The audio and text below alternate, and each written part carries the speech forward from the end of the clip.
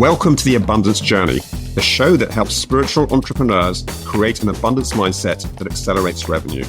Secretly, everything you experience in your life is actually abundance. Once you understand how to activate abundance, you find yourself in flow with your business and clients, so it's easy to create the revenue you want. The Abundance Journey is the only show that activates abundance for you, so you enjoy rapid results in your business. Here's your host, the Abundance Ambassador, Elaine Starling. Are you just kind of exhausted and overwhelmed, and yet there's something in you that just knows more is possible for you? You know, you really want to show up as your highest self and make your dreams come true. You're not sure how to get there from here. Well, I hate to say it, but I do have some tough love for you, okay? And I really, really want you to hear this with your heart, because I mean this with deep love and respect and appreciation for who you are and what you're dealing with. You are either leading in your life from inside, from who you truly are, your divine self, or you're continually looking outside at outside influences that just yank you around. I mean, you're constantly trying to respond to all the demands, all the pressures, all the requirements, all the stipulations. It's no wonder you're confused and overwhelmed and you're not sure where to start. Well, frankly, that's why I'm thrilled to pieces that we get to chat with Amy Kemp today. Amy has proven that thinking differently can create a tremendous amount of success and wealth without any struggle or strain. Now, even more than that, okay, thinking differently allows you to manage your thoughts, your emotions, and your responses to life so you experience more joy and less anxiety. Amy helps leaders and business professionals understand how deeply thought habits impact every part of their work and lives. As a certified habit finder coach, Amy has guided hundreds of female business leaders to replace unhelpful, subconscious thought habits with healthy thoughts that actually empower them. What a concept, right? You just don't realize what's holding you back. That's why Amy's first book is so incredibly powerful. It's called I See You, a guide for women to make more, have more, and be more without more work. This is where Amy shares her founding principles to transform your routine habits of thought and become the leader in your life that you truly want to be. Amy, I'm so glad you could join us today. Welcome. Elaine, thank you so much for such an energetic introduction. I'm happy to be here. Well, it's really funny. I like Oracle cards. I do. And this particular deck is the Guardian Oracle cards. I don't know that you can see that too well. It's a really cute deck. And it was so funny because I pulled this card right before we got together. I just want to share what it says because it seemed like, oh my gosh, somebody's really listening to us here. So the card is about positive outcome. At this very moment, you are sowing the seeds of your future through your thoughts, feelings, beliefs, and attitudes. Whether through love, fear, or indifference, you are always creating something. So remember to keep your thoughts, beliefs, and attitudes positive, and you will create a positive outcome. I was like, yeah. Timely. Yes. How ironic is that, right? Somebody's listening. Okay, awesome. Oh, I want to jump into this right away. And I always set the foundation because we want to connect our energy together with the energy of the divine and the energy of all of our listeners and viewers. And so we're going to do that with two different things. We're going to start by breathing together 3 times. And with each inhale, think the words, I am.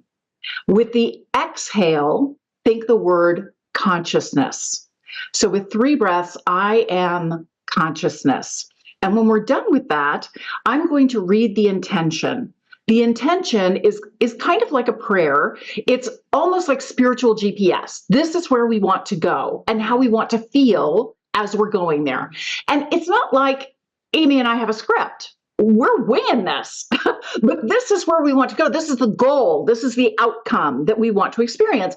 And by aligning our energy, we're able to get that flow, the perfect ideas and examples and stories and all of that that's necessary for you to experience a transformation can flow through us because we're so connected. So enough of the preamble. Let's play. Let's breathe together 3 times.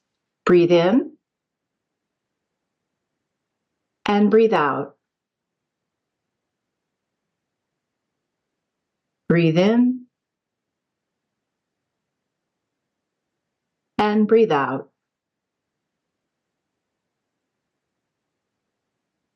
Breathe in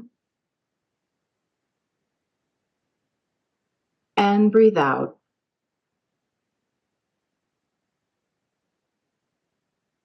In love and light, we hold the intention that we cleanse and empower our thoughts with divine love.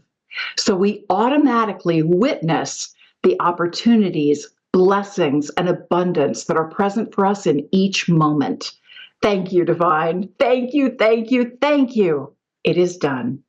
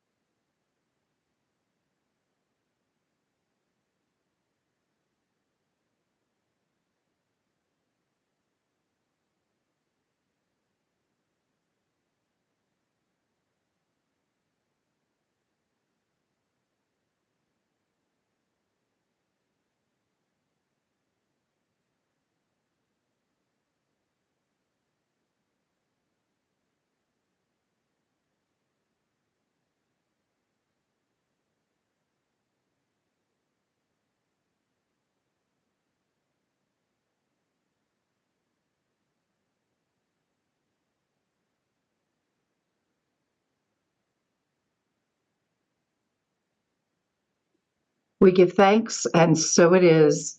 I think I forgot to mention we were going to hold that for 78 seconds, and that's really important because the current research shows that the average human being has a shorter attention span than a goldfish. It's no wonder it's hard for the divine to lock in on the vibration. So when we set an intention and we hold it for 78 seconds, and it's easy to really get that vibration when you pick 2 or 3 words that resonate with you, that feel expansive and uplifting, and you just repeat that over and over again, and then notice what's happening in your body. It's really interesting. I pulled a tendon in my neck recently, and so my left shoulder has been bothering me. It completely stopped whining, which was like, ew, I really appreciate that. Oh man, this conversation is long overdue, Amy. I am so thrilled that we get a chance to chat about this because I think this is an area that so many of us struggle in. Why did you get this concept that these thought habits are really the foundation behind the challenge that we're dealing with? Why are you so passionate about helping people fix this issue?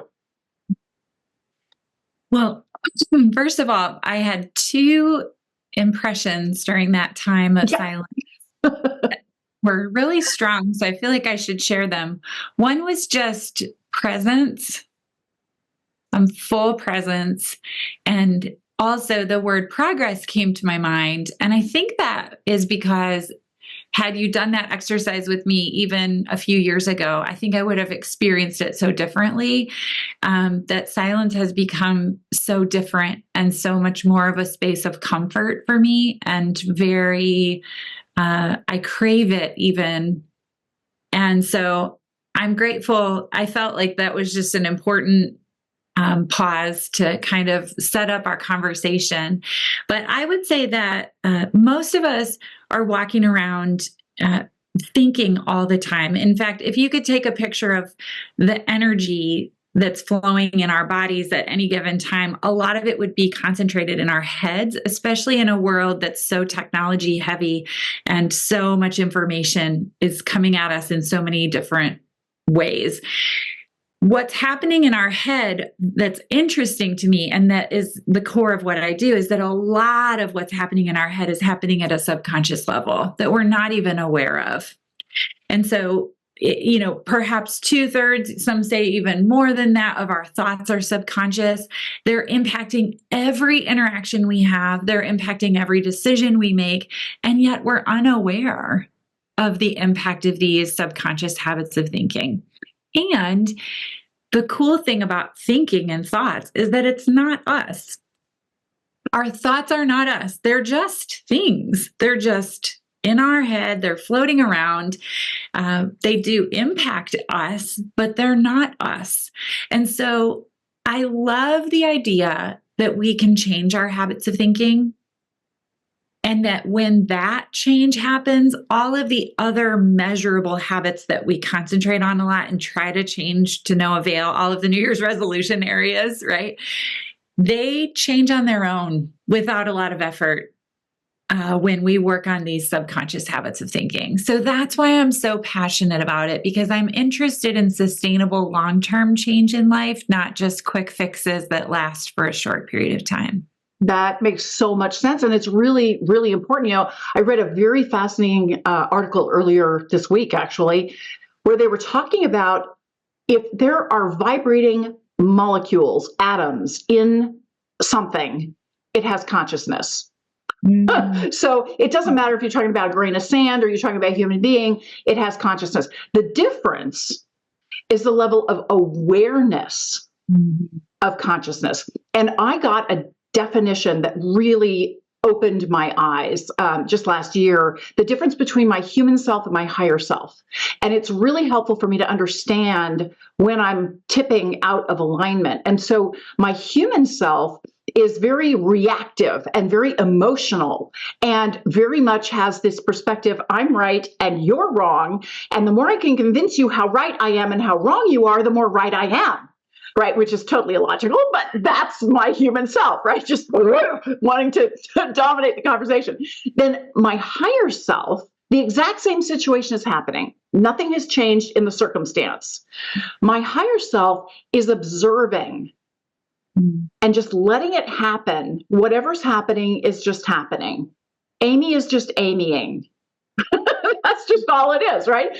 And instead of being reactive, my higher self is responding with supportive love and grateful compassion. Mm-hmm. Supportive love, because we all need support. And it is the unifying field that we all swim in. It's the ocean that we're swimming in. And grateful compassion, because we have these mirror neurons in our brains right behind our eyebrows. And whatever you're experiencing, I experience too. That's why we love going to the movies or reading a great book. We don't have to experience the trauma that the heroes do, but we get to help solve it with them, which is great. And so I can feel this sense of grateful compassion for what you're dealing with, and that I'm being honored to witness it and support you however I can. And that shift, it just made it so obvious for me when I'm coloring outside the lines.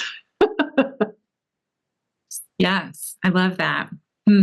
So great. I think there is an energy of allowing, and then there's an energy of controlling. In the work that I do, we actually call right and wrong thinking, all or nothing, black or white, systemic thinking.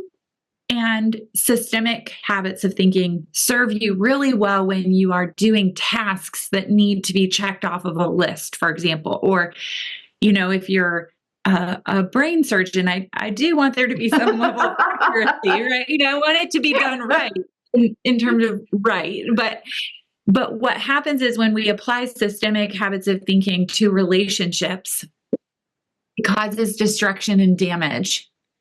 And so it's this, where do I use the habits of thinking that are systemic versus a more relational, nuanced feel and habit of thinking. I describe it, I don't know if you've taken care of infants or babies, but I can remember working all day and being in full task mode, and then getting home and having this baby, or, picking the baby up from the babysitter or whatever. And there was just this jarring shift, because everything with a baby is very circular. It's never done. You're just repeating the same things again and again, right? It's very relational. And I can remember that jarring shift between those two kinds of habits of thinking, where I had to sort of let myself adjust and settle into this new rhythm that I was moving into at home.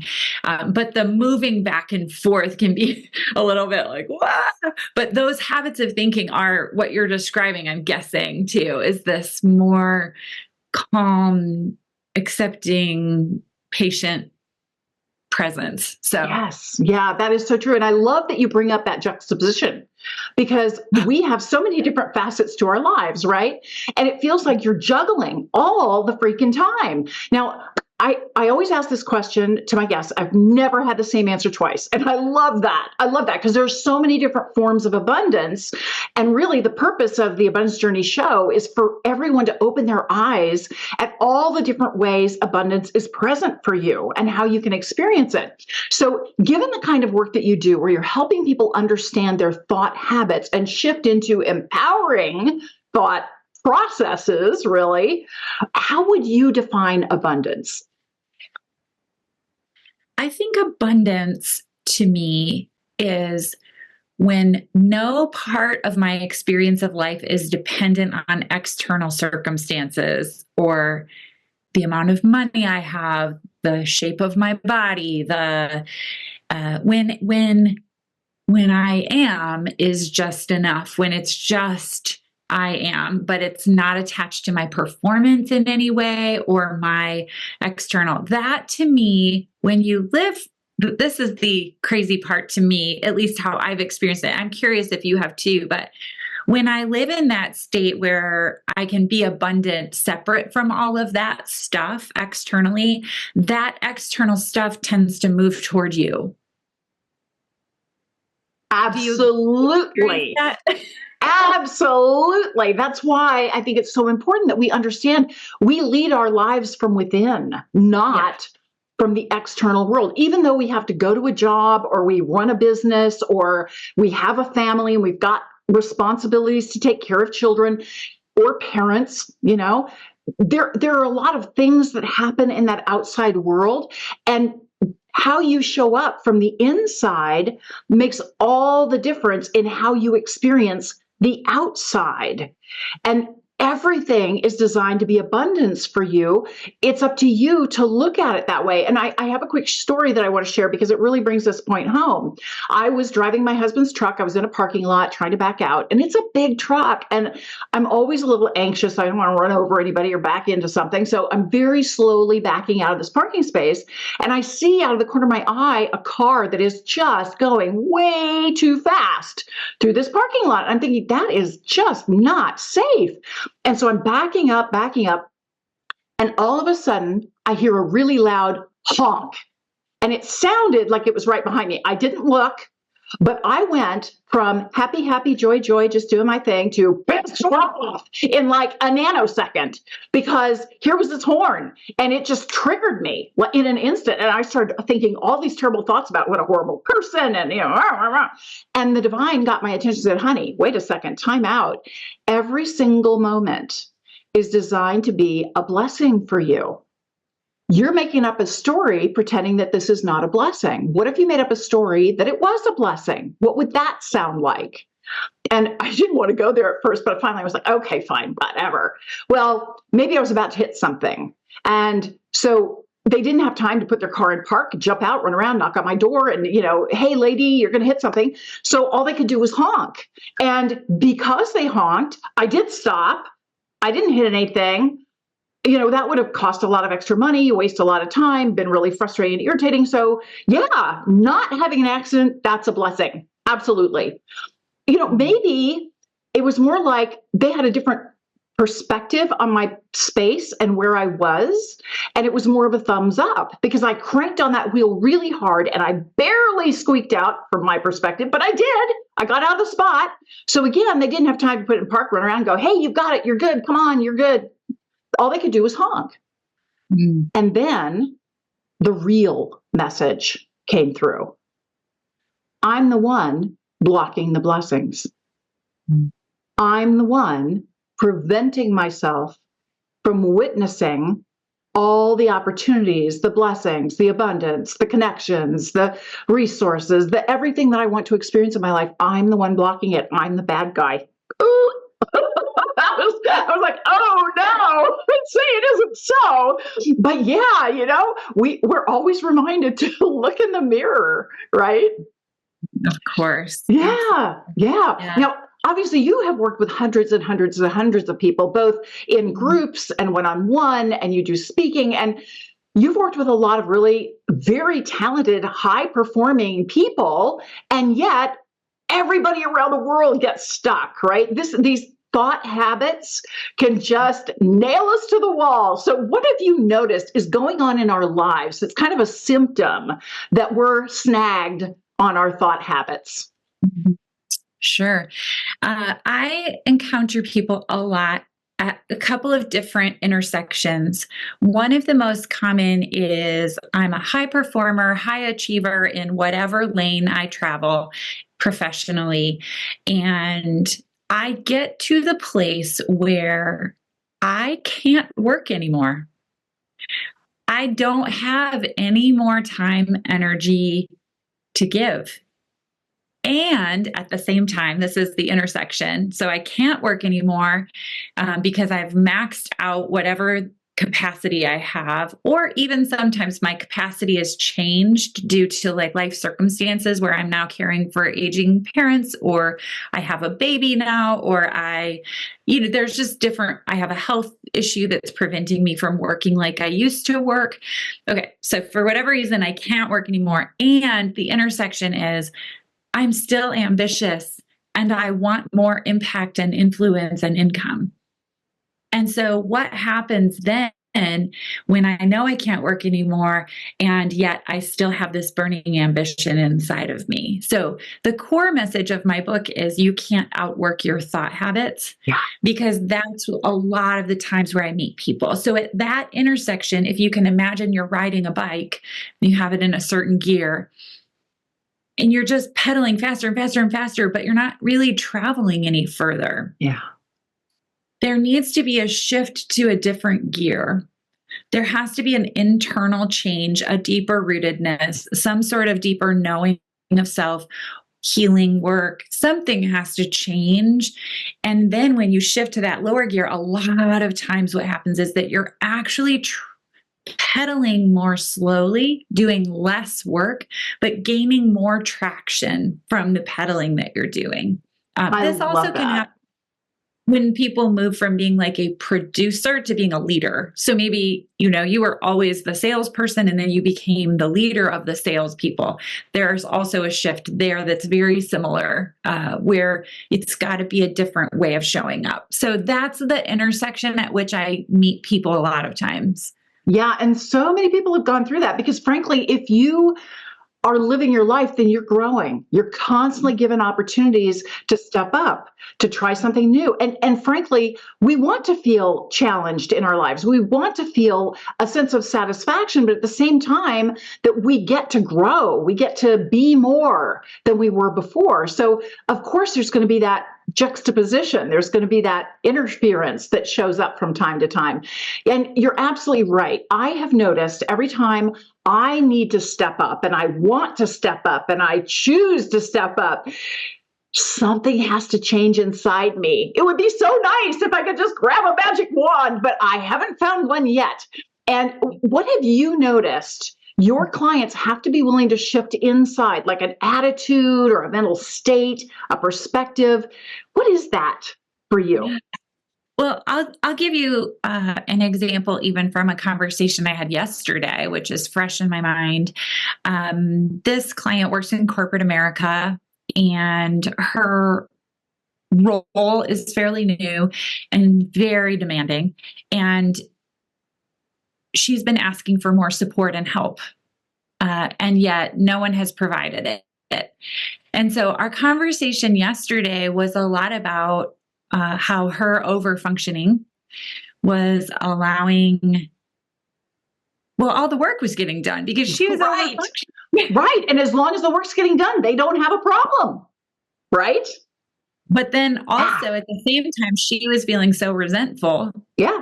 And angry and taken advantage of, and feeling like they weren't understanding. They weren't seeing her. They weren't really seeing what she needed, even though her words were saying that it wasn't creating the outcome she wanted.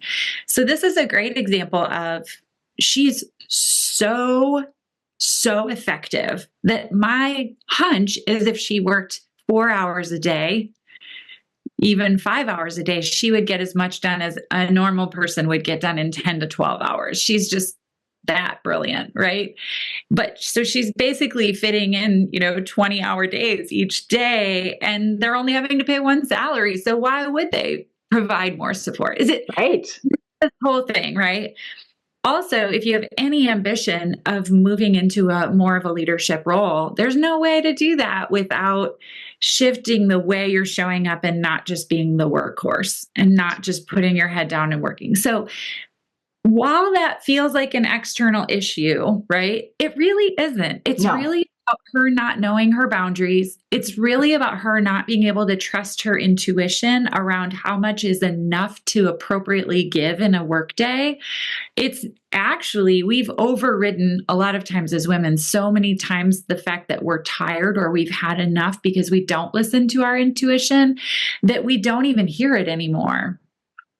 So then every decision we're making about how much is enough to give is made in our head. And when we get tired, we don't make great decisions in our heads, right? But we are losing this internal guidance system, our access to it. It's still there. It's not gone, but we just have tuned out of it.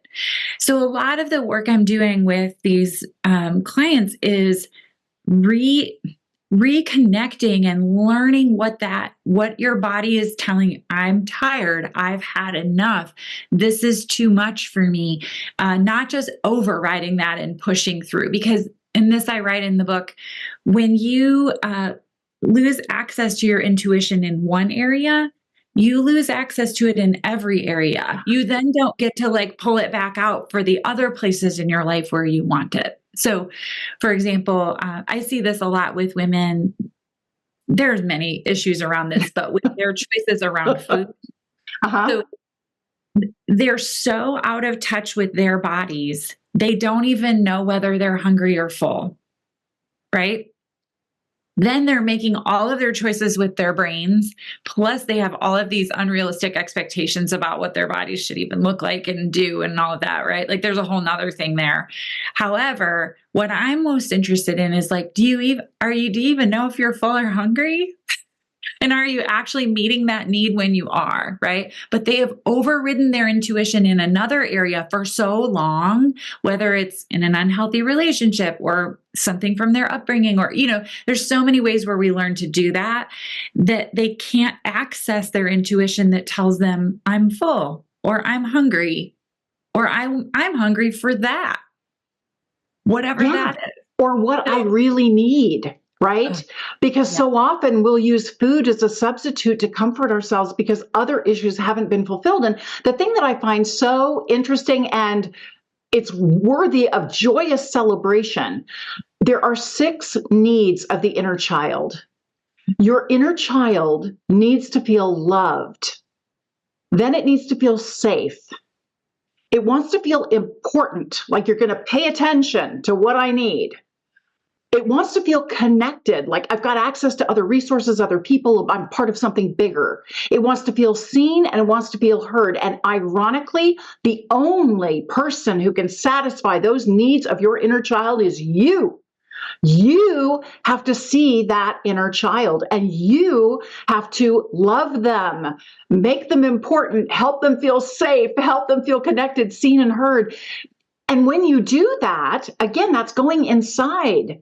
when you do that and you really listen to what is needed inside you and you provide that to yourself, you switch your intuition back on. Yep. Yeah. I love this conversation. Oh God, you don't mind staying here all day, do you? I do have a few other things on my schedule. Oh man, always a problem. Okay, but obviously we don't get an overnight. It's not like flipping a switch, right? We can't just go from we're dealing with these thought habits to all of a sudden all we think are empowering thoughts. I mean, we're growing, we're learning. I call it we're weebles, we wobble, but we don't fall down. So, what would be a baby step that we could do that would get us going in the right direction? Yeah, I think probably the easiest, most simple baby step that I would suggest for people wanting to even understand their subconscious habits of thinking is to take the habit finder assessment that I use. It's free and you can take it on my website, which is just my name.com. So amykemp.com. And it is a snapshot of your habits of thinking at the subconscious level. It is not your personality. It is not your strengths. It is not anything. Again, those are totally different assessment tools. This is actually telling you what your risk is of falling into certain habits of thinking. So again, remember when you said awareness earlier, you were talking about awareness.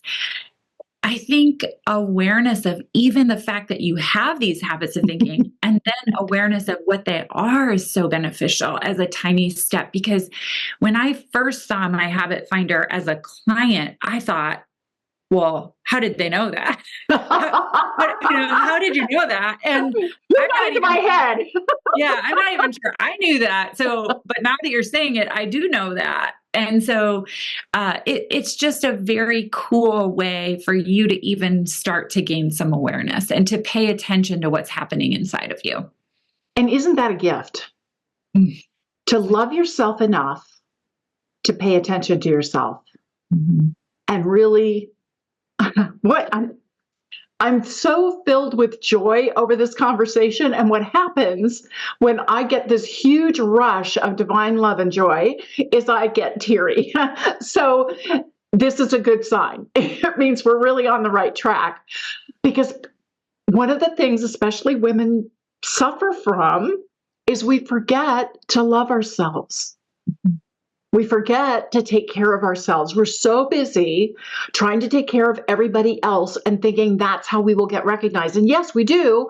But if we don't recognize ourselves, if we don't care and love for ourselves, we will never truly feel that sense of fulfillment and accomplishment and satisfaction in who we are. We won't feel seen and heard and valued unless we see, hear, and value ourselves. So I really appreciate what you're doing here. Amy, this is such important work. It is truly foundational. And thank you for taking all this wonderful time to be with us. You did offer this free gift, and I was going to ask you all about it, but you've already told us this habit finder assessment is freaking awesome. And I am definitely going to have the link in the show notes so everybody can find it. Don't worry about all of that. Now, one of the things we always do here at the Abundance Journey, we like to turn the tables on our clients, on our guests, because we know when we give is when we receive the most. So what can we do to support you? Yeah, I love this question. The first answer I would say is to invest in you, speaking to the listener or watcher. And I don't even care how you invest in you, but take care of you at a higher level, invest in something that you've never maybe done before for yourself. I think that would be the greatest gift you could give me because it's so vital to the work that I do. Specific to my work, I would just invite you to follow me on social media. I think that's a place where I interact with people a lot, and you can get a feel for this work and have a constant reminder in your feed of your habits of thinking and the impact they're having on you. So all of those places are Amy Kemp Inc. On all of the social media places that you might go. And so that would be a really specific way, is just to follow along. I invite you into this community of people who are seeking growth and a better way of life. Yeah, it's really interesting. I love the book Power versus Force by David Hawkins. And I also love another book of his called The Map of Consciousness Explained. And he talks about, you are where you are in consciousness, and we're constantly trying to elevate our level of consciousness, our awareness, and then how we actually show up in the world, how we interact with the world. He said, ironically, when you commit to showing up as love, and that's where you're coming from, that's your go-to, that's who you are, the opposite immediately shows up, because we live in a world of duality, and you are continually called to recommit to love yourself, recommit to believe in yourself. When you do that for you, because we are all connected, you actually do that for everybody else, not just the people in your life, but people you will never meet. So, Amy, I cannot thank you enough. You've actually given me a huge dilemma. I took notes the whole time we were talking, and I've got all these notes. I have to pick just one thing to do the Activate Abundance segment around. You're not making my life easy, young lady. But what a treat. What an incredible treat. I cannot thank you enough. I thank you too. It's been a pleasure. Fabulous. Well, stick around, because we're going to activate abundance in just a moment.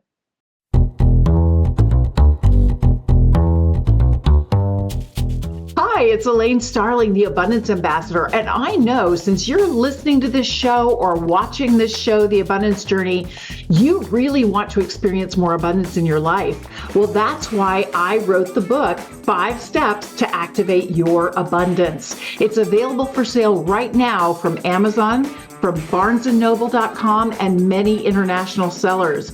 And I want you to pick up a copy, because I'm really opening the kimono here and sharing all of the information you need to experience abundance in every single aspect of your life. The book's divided into 3 parts. Part 1 is called Meeting the Divine. This is where I share my near-death experience and the conversation I got to have with our higher power during my stroke. In Part 2, Messages from the Divine, I share the best practices that I was given, the secret sauce in how life actually works. And so you understand really why you're here and how you can make the most of your life so you love every single moment. And then in the Part 3 is Partnering with the Divine. That's where I go into each of the 5 steps to activate your abundance and explain exactly why it works so well. So take a moment to pick up a copy. It's available as an ebook, a paperback book, an audiobook, and a video course. So however you like to absorb information, abundance is waiting for you.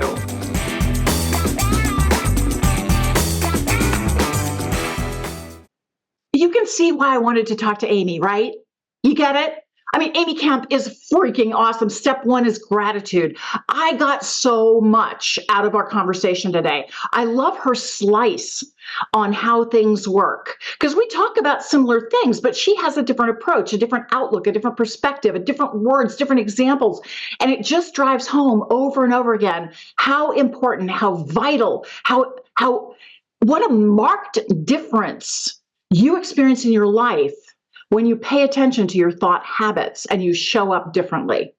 Amazing, amazing. Step 1 is gratitude. Always gratitude. Step 2, acknowledge something you heard that was an aha for you. Amy blew me away when she was talking about how we often shut down our intuition. We stop listening to ourselves and our bodies and what's going on there because we've got an infinite to-do list. So we think that's more important than we are.